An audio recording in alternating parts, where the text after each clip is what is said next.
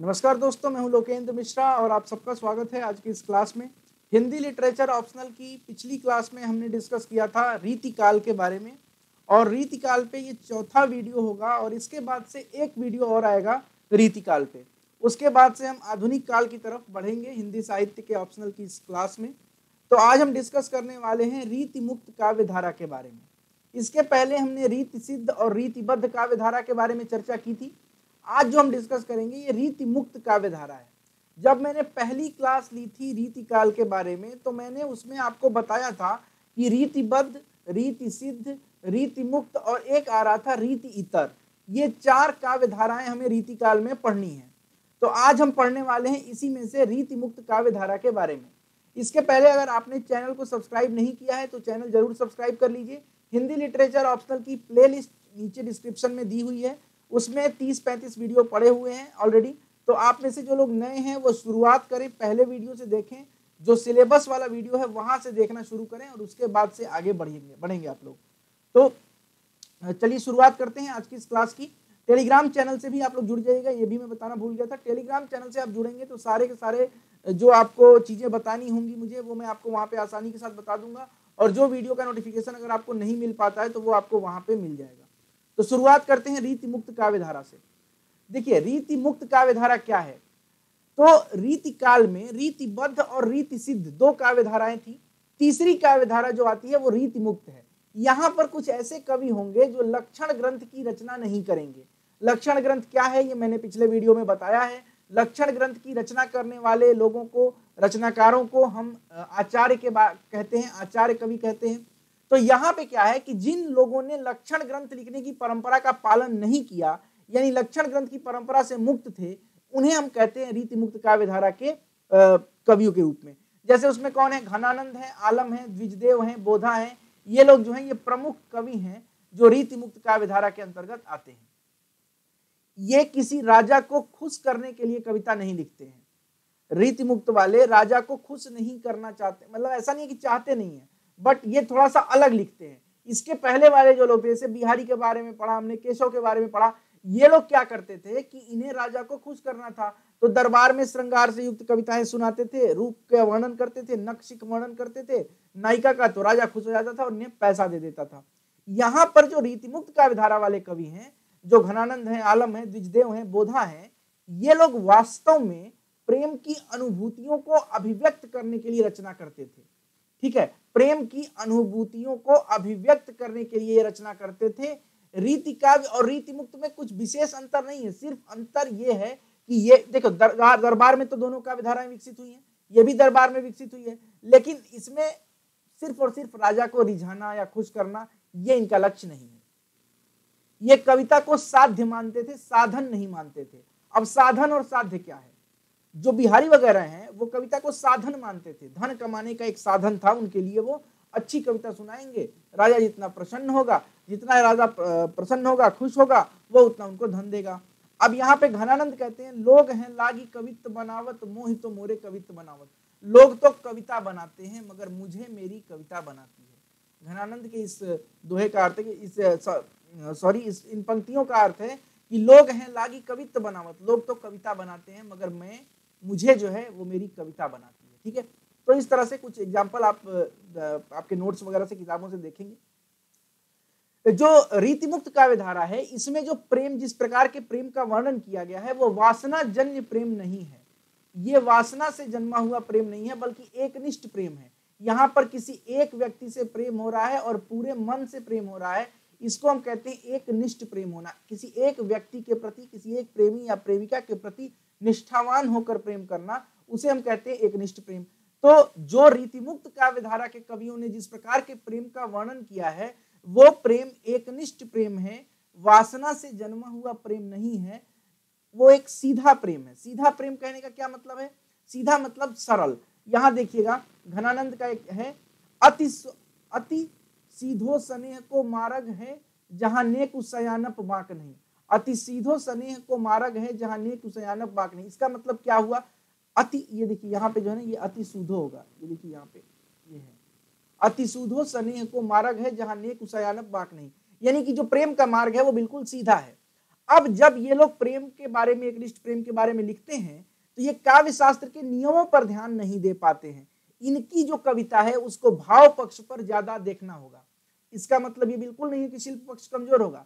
घनानंद के शिल्प के बारे में अभी हम पढ़ने वाले हैं आगे की स्लाइड्स में, तो आपको पता चलेगा कि घनानंद का शिल्प कितना अच्छा था। और उसके बारे में शुक्ल जी का स्टेटमेंट भी मैं लिखवाऊंगा आपको, जो यहाँ पे मैंने स्क्रीन पे नहीं लिखा है, वो भी मैं बोल के आपको नोट करा दूंगा। ठीक है, तो काव्य शास्त्र के नियमों पर ध्यान नहीं दिया, भाव पर ज्यादा ध्यान दिया है, भावगत प्रधानता है। इनके रचनाओं में फारसी परंपरा का प्रभाव देखने को मिलेगा। अब फारसी परंपरा, मसनवी शैली, ये सब क्या है, अगर आप पीछे वाले मेरे वीडियोस देखेंगे, कबीर दास वाले वीडियो, मलिक मोहम्मद जायसी वाले वीडियो, तो उसमें आपको सारी बातें क्लियर हो जाएंगी। इसीलिए मैं कह रहा हूं जो लोग नए हैं वो पहले पुराना वीडियो देख लें। विरह पर फारसी परंपरा का प्रभाव, अब देखिएगा विरह पर फारसी परंपरा का प्रभाव क्या होता है, ये आपको समझना होगा। देखिए, विरह अलग अलग तरीके का होता है। एक विरह होता है जिसमें कि आप नायक नायिका का विरह है उसको वर्णन कर दिया गया, लोगों को समझ में आ गया और लोगों को लगा कि हाँ भाई ये प्रैक्टिकल चीज है। लेकिन फारसी परंपरा में क्या है, ऊहात्मक उपमानों का प्रयोग हो गया है। अब ऊहात्मक का मतलब होता है कि मन आपका बिल्कुल ऐसा लगेगा कि ये कहां से हो गया, ये जो चीजें प्रैक्टिकली पॉसिबल नहीं है वैसी चीजों को दिखा देना, जिससे क्या होगा, जब आप ऊहात्मक वर्णन करेंगे, उपमानों का प्रयोग ऊहात्मक करेंगे, तो पाठक के मन में संवेदना नहीं जगेगी। प्रेम का अगर विरह का चर्चा हो रहा है तो विरह की संवेदना जगनी चाहिए, लगना चाहिए कि दुख का बात है। लेकिन यहां पर क्या है कि इन लोगों ने ऐसा काम किया है कि संवेदना कम, बेचैनी ज्यादा दिखती है। वो पढ़ के आपको बेचैनी महसूस होगी, आप उस चीज को आप उससे ऊब जाएंगे। ऊहात्मक का मतलब होता है कि आप उसको समझने की कोशिश जरूर करेंगे, लेकिन एक समय पर ऐसा आएगा कि वो एक हंसी का पात्र जैसा हो जाएगा, बेचैनी पैदा करेगा, संवेदना नहीं रहेगी। ठीक है, कुल मिलाकर अगर हम कहें तो ये ऐसी काव्य धारा है जिसमें कविता के भावों की मार्मिकता है, संवेदना थोड़ी सी कम है, बेचैनी ज्यादा है, ऊहात्मक उपमानों की प्रधानता हम कह सकते हैं। लेकिन जो प्रेम के प्रति गहराई है और समर्पण है इनकी रचनाओं में, वो ऐसा लगता है कि ज्यादा अच्छे तरह से ये व्यक्त कर पाए हैं बाकी के रीति सिद्ध या रीतिबद्ध कवियों की अपेक्षा अगर हम बात करें तो।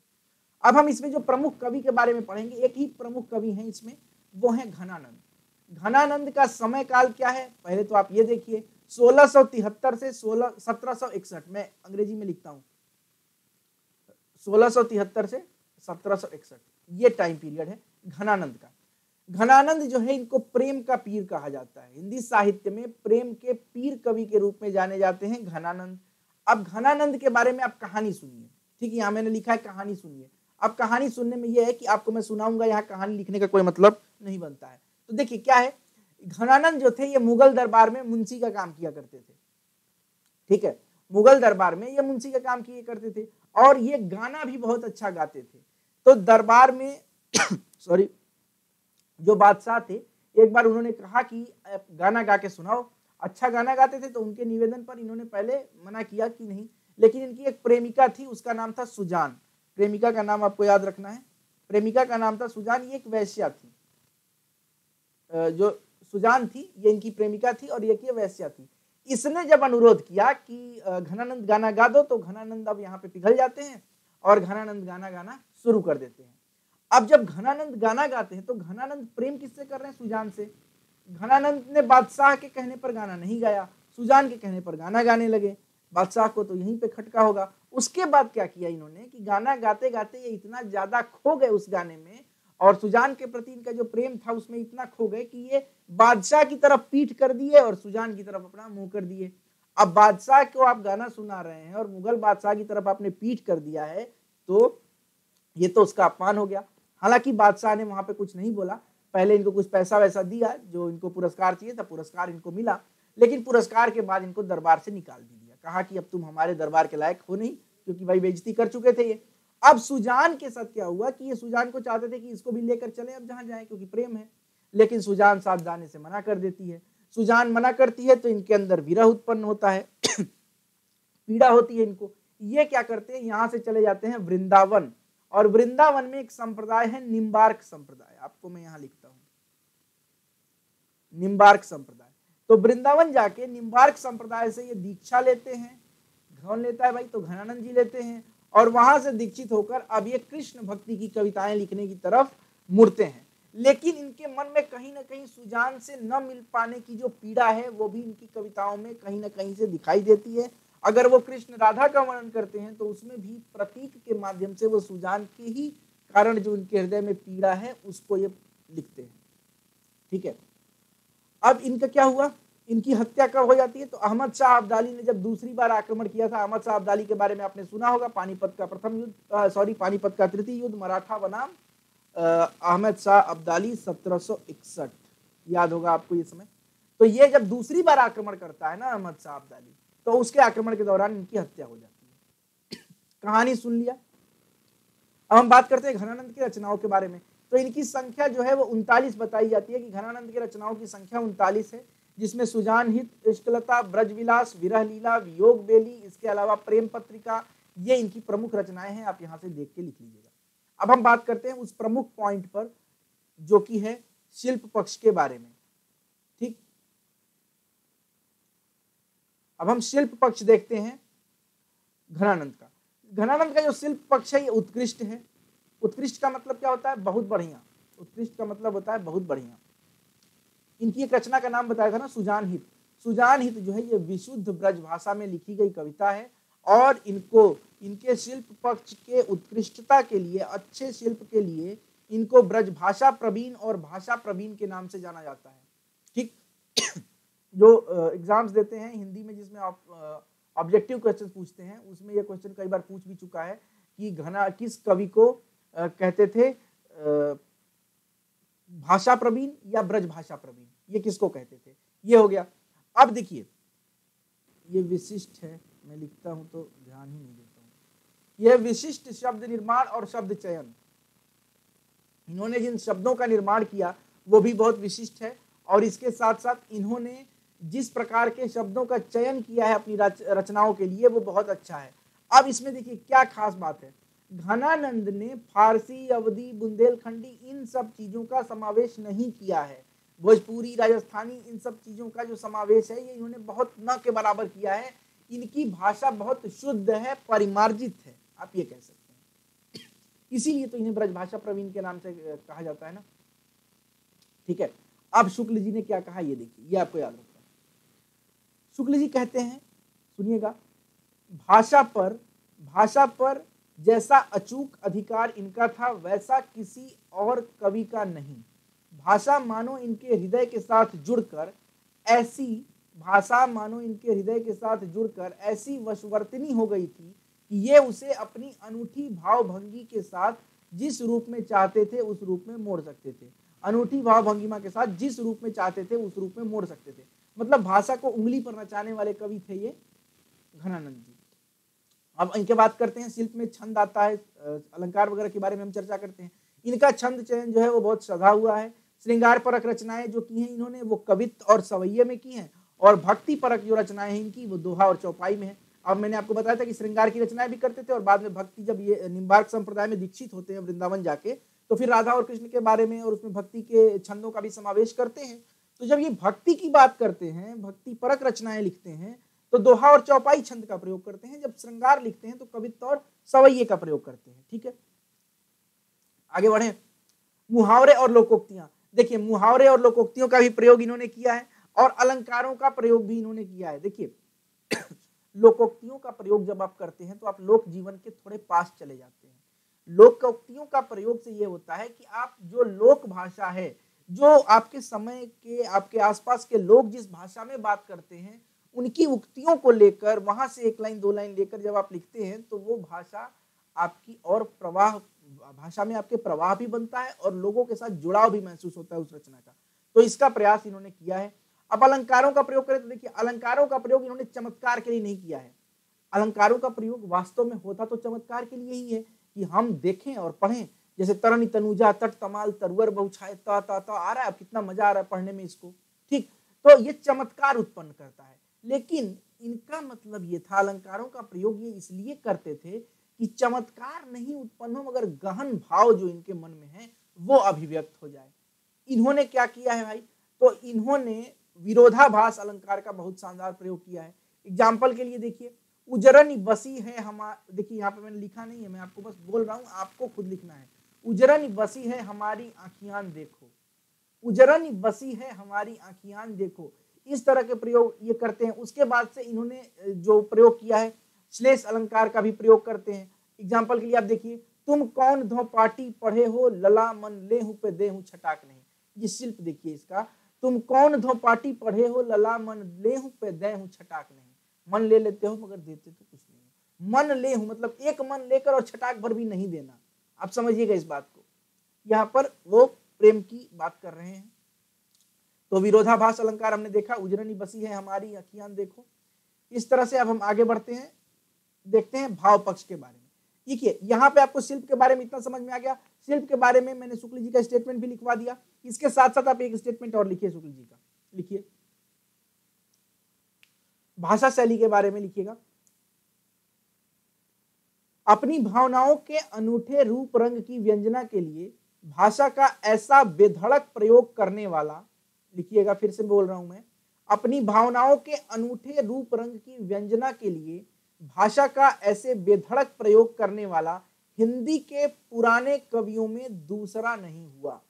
हिंदी के पुराने कवियों में दूसरा नहीं हुआ। यानी शुक्ल जी इनकी भाषा को, इनकी भाषा शैली को, इनके शब्द चयन को सबको अच्छा मानते हैं, उत्कृष्ट मानते हैं। अब हम बात कर लेते हैं शिल्प के बारे में ना, ये तो हमने बात कर लिया, शिल्प के बारे में बात कर लिया। अब हम भाव पक्ष की बात कर लेते हैं, क्या संवेदना का पक्ष है या भाव का पक्ष है। इनकी रचनाओं में दो भाव मिलते हैं। पहला भाव है प्रेम और दूसरी भाव है भक्ति। प्रेम और भक्ति दो भाव है। ये मुख्यतः प्रेम के कवि हैं, लेकिन ये भक्ति परक रचनाएं भी लिखते हैं। जब मैंने बताया कि सुजान ने इनके साथ जाने से मना कर दिया, ये अकेले वृंदावन जाते हैं, निम्बार्क संप्रदाय में दीक्षित होते हैं और वहां से कृष्ण से संबंधित रचनाएं लिखना शुरू करते हैं। इनका जो प्रेम का वर्णन इन्होंने किया है वो एकनिष्ठ प्रेम है और भावनात्मक जुड़ाव है।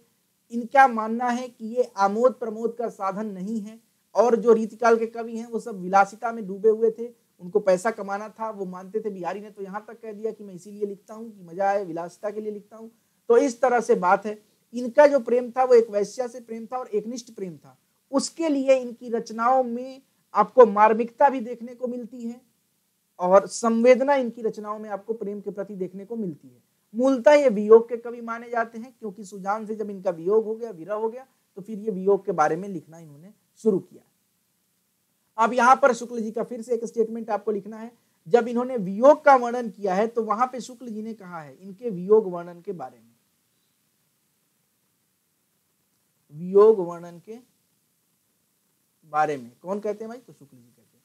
क्या कहते हैं? नोट कर लेना, नोट करो। ये वियोग श्रृंगार के प्रधान मुक्तक कवि हैं। ये वियोग श्रृंगार के प्रधान मुक्तक कवि हैं। प्रेम की पीर को लेकर इनकी वाणी का प्रादुर्भाव, प्रेम की पीर को लेकर इनकी वाणी का प्रादुर्भाव हुआ। प्रेम मार्ग का ऐसा प्रवीण और धीर पथिक, प्रेम मार्ग का ऐसा प्रवीण और धीर पथिक तथा जवादानी का ऐसा दावा करने वाला, तथा जवादानी का ऐसा दावा करने वाला ब्रजभाषा का कोई दूसरा कवि नहीं हुआ। ब्रजभाषा का कोई दूसरा कवि नहीं हुआ। ठीक है, ये तो शुक्ल जी का स्टेटमेंट हो गया। आप एक स्टेटमेंट लिखिए रामधारी सिंह दिनकर का। रामधारी सिंह दिनकर, आधुनिक काल में हम रामधारी सिंह दिनकर के बारे में पढ़ने वाले हैं। दिनकर ने क्या कहा? दिनकर ने भी इनकी इस वियोग वर्णन के बारे में प्रशंसा करते हुए लिखा, दूसरों के लिए किराए पर आंसू बहाने वालों के बीच, देखिएगा क्या शब्द चयन है दिनकर जी का भी, दूसरों के लिए किराए पर आंसू बहाने वालों के बीच यह एक ऐसा कवि है जो सचमुच अपनी पीड़ा में ही रो रहा है, जो सचमुच अपनी पीड़ा में ही रो रहा है। ठीक है, इस तरह की बात हो गई। दो स्टेटमेंट आपने लिख लिया। अब देखिए, ये जो प्रेम था इनका, इसमें हास परिहास का पुट भी देखने को मिलता है। हास परिहास मतलब प्रेम के बीच में, प्रेमी और प्रेमिका के बीच में जो छेड़छाड़ होता है, उसका वर्णन जो इन्होंने किया है, जो संयोग पक्ष का पार्ट हो जाएगा, उसका भी बहुत शानदार तरीके से ये वर्णन करते हैं। एग्जाम्पल के लिए आप लिख सकते हैं, देख जियो न छियो घन आनंद कोंवरे अंग सुजान वधू के। लिखिएगा, देख जियो न छियो घन आनंद कोंवरे अंग सुजान वधू के। सुजान के बारे में कहते हैं। इसके बाद से अब देखिए, सुजान से जो इनका प्रेम था वो लौकिक प्रेम था। लौकिक का मतलब होता है इस लोक में रहने वाले लोगों से प्रेम, किसी व्यक्ति से प्रेम, किसी लड़का का किसी लड़की से, या किसी लड़की का किसी लड़के से प्रेम, या लड़का लड़का का भी हो सकता है, लड़की लड़की का भी हो सकता है। तो इस तरह का जो प्रेम है इसको हम कहते हैं लौकिक प्रेम।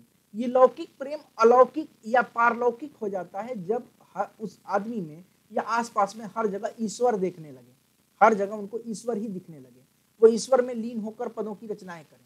तो जब वृंदावन जाते हैं ये, और वृंदावन जाने के बाद ये जब वहां पे दीक्षित हो जाते हैं, उसके बाद इनकी जो रचनाएं हैं वो राधा और कृष्ण की भक्ति की रचनाएं हैं। हालांकि राधा और कृष्ण की भक्ति की रचना करते समय भी ये सुजान को इग्नोर नहीं कर पाते हैं, और ये कहीं ना कहीं किसी न किसी माध्यम से, किसी न किसी प्रतीकों के माध्यम से ये सुजान की चर्चा उसमें जरूर कर ही देते हैं, कहीं ना कहीं वैसा देखने को मिलता है। अतः ये नहीं कह सकते हैं हम कि ये मूलतः भक्ति के कवि थे, मूलतः इन्हें हम प्रेम के कवि के रूप में जाने जाएंगे ये, और ये शुद्ध भक्ति के कवि के रूप में कभी भी नहीं जाने जाते हैं। ठीक है, ये आपको याद रखना है। सुजान से नहीं मिल पाने का दुख जो है वो इनके एक एग्जाम्पल के रूप में आप देखिएगा, ऐरी रूप अगाधे राधे, ऐरी रूप अगाधे राधे, राधे राधे राधे राधे, तेरी मिलिवे को ब्रजमोहन बहुत जतन है साधे।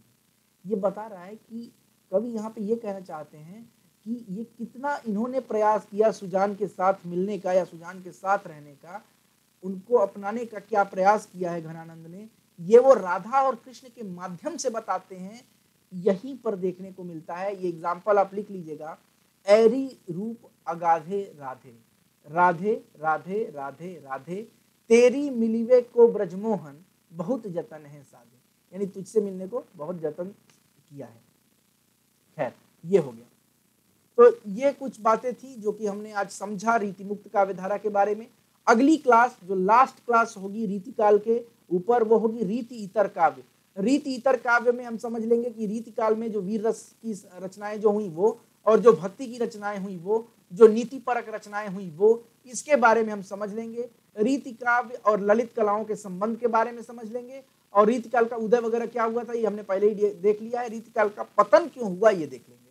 उसके बाद से हम आ जाएंगे आधुनिक काल में, और आधुनिक काल जब हम पढ़ेंगे तो याद रखिएगा हम सबसे पहले शुरुआत करेंगे कहानी और उपन्यास से। कहानी और उपन्यास से जब हम शुरू करेंगे, कहानी का इतिहास, उपन्यास का इतिहास, पेपर 1 का पार्ट और पेपर 2, उसके साथ ही जो हमारी कहानी की किताब है एक दुनिया समानांतर, प्रेमचंद की प्रेम मंजूषा, और उसके साथ साथ उपन्यासों में जो उपन्यास है वो सारी चीजें हम डिस्कस करने वाले हैं। जो बीपीएससी के सिलेबस में है वो हम अलग से डिस्कस करेंगे। जैसे शेखर एक जीवनी बीपीएससी में है, यूपीएससी में नहीं है, या यूपीपीसीएस में, तो उस हिसाब से हम देख लेंगे कि किसमें क्या है और उसको डिस्कस करेंगे। बहुत बहुत धन्यवाद आप सबका ये वीडियो देखने के लिए। अगर अच्छा लगता है तो लाइक करें, कमेंट करें, शेयर करें, चैनल को सब्सक्राइब करें, और नीचे डिस्क्रिप्शन से हमारे टेलीग्राम चैनल से जरूर जुड़ें। जो लोग नए हैं वो पहला वीडियो देखना शुरू करें, और प्लेलिस्ट नीचे आपको दी जा रही है। बहुत बहुत धन्यवाद, थैंक यू।